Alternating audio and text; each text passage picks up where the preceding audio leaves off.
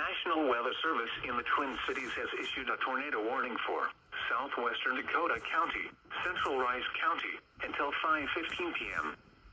At 4:47 p.m., a severe thunderstorm capable of producing a tornado was located over Warsaw, or 8 miles west of Faribault, moving northeast at 55 miles per hour. Expected hazards include tornado and quarter-size hail. This is a radar-indicated threat.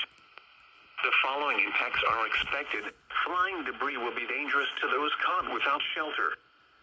Mobile homes will be damaged or destroyed. Damage to roofs, windows, and vehicles will occur. Tree damage is likely. This dangerous storm will be near Faribault around 4:55 p.m. Dundas around 5:05 p.m. Northfield around 5:10 p.m. Other locations impacted by this tornadic thunderstorm include Faribault Airport and Bridgewater. Take cover now. Move to a basement or an interior room on the lowest floor of a sturdy building. Avoid windows. If you are outdoors, in a mobile home, or in a vehicle, move to the closest substantial shelter and protect yourself from flying debris.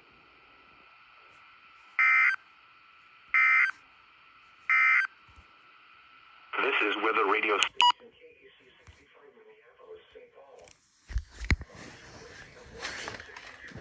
The tornado warning for southeastern Lee Seward, southwestern Rice, and northwestern Waseca counties is canceled.